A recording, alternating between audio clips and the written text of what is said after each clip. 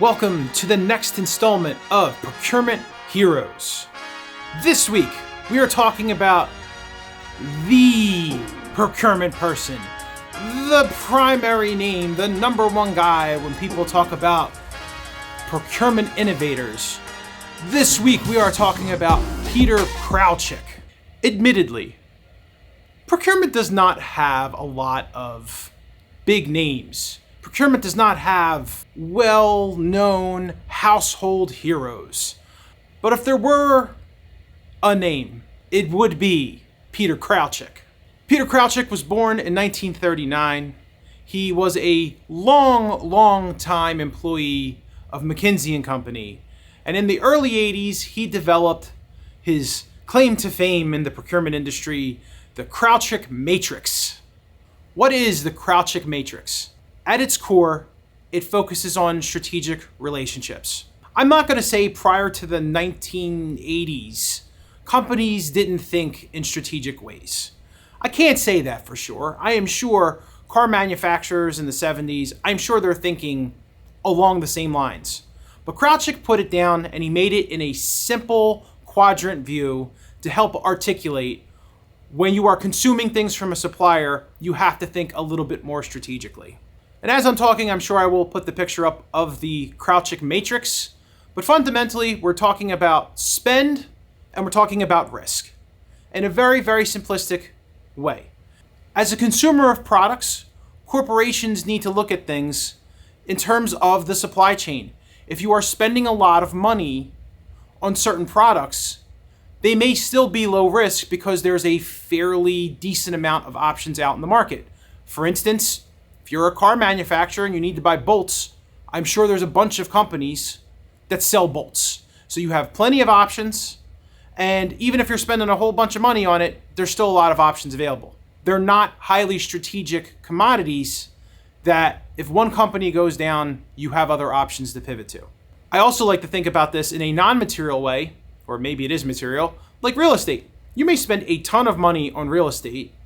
It's a lot of money, but once you do the initial lease or you buy the initial property, there's not a lot of ongoing maintenance for the consumption of the property, right? There could be all kinds of janitorial and other services physically within the building, but once you do the initial lease or buy of a product or of a property, there's not a lot of ongoing relationship management with the real estate companies, most likely. Unless you're in a hot market like a New York or a San Francisco, there should be enough real estate and office space available. So again, that may be a high dollar item that has relatively low risk. There are obvious caveats to that statement. But let's talk about the inverse of that. Let's say you're not spending a lot of money with a particular supplier for a particular product, but if that thing were to stop, it would be catastrophic to your business. Let's say that you bought full engines if you're a car company from one or two manufacturers, and now the pandemic hits and that supply chain of engines fundamentally stop. And I know most companies make their own engines. Suddenly, if you have limited options for an engine, and again, I shouldn't necessarily say that it's not the most massive expense for your corporation, but it might be a modestly attainable, manageable expense. But there's only a handful of companies that make it. That could be a significant problem to you. For those of you who don't do material logistics supply chain, buying physical products, you may be kind of zoning out on this Kraljic Matrix right now. But you can apply the same terms. You can apply the same concepts. There may be certain suppliers that provide services to your company that are mission critical that you don't do. That's not your expertise. And if they go down, if they go under, it's going to dramatically impact your business. And if you're saying to yourself, well, who do I put under active relationship management?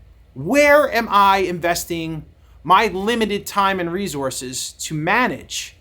That's a constant conversation in strategic relationship management and vendor management.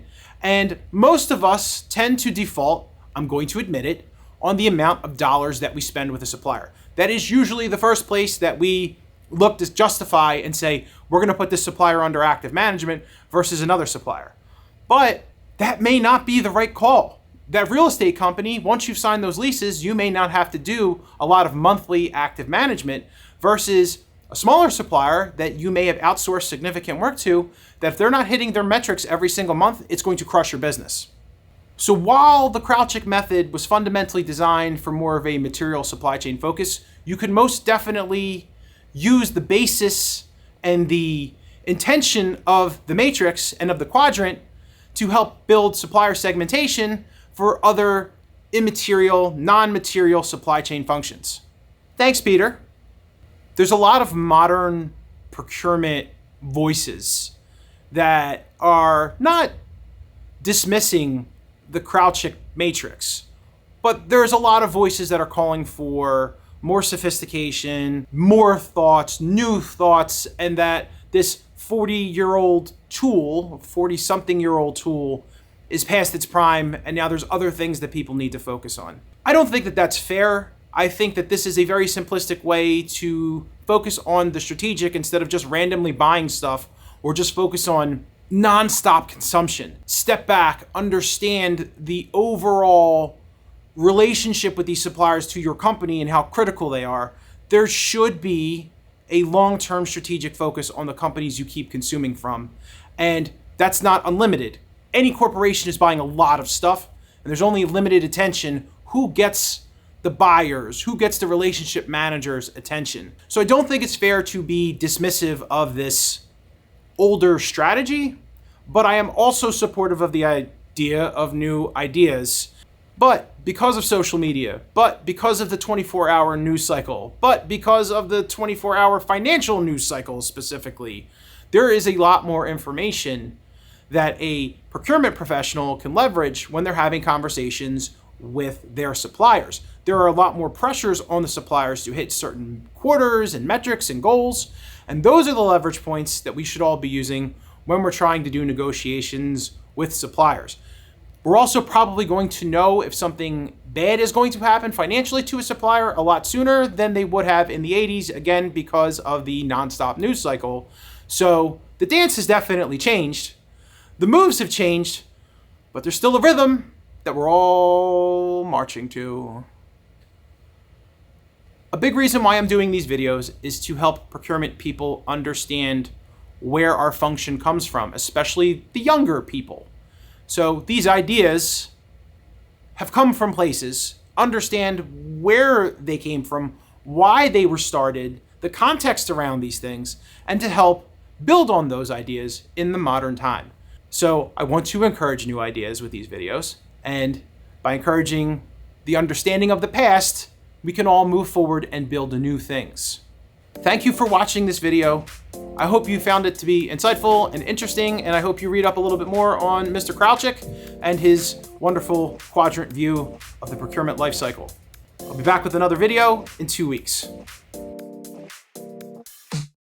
I'm going to admit, I wanted to do this whole thing with Mr. Kraljic's last name in line of, if any of you have seen Being John Malkovich, Kraljic. I was going to do this whole Malkovich thing, especially there's a scene in the movie where John Malkovich crawls inside the portal that goes into his brain, and then the world becomes nothing but Malkovich's, and the language was nothing but the word Malkovich. Malkovich.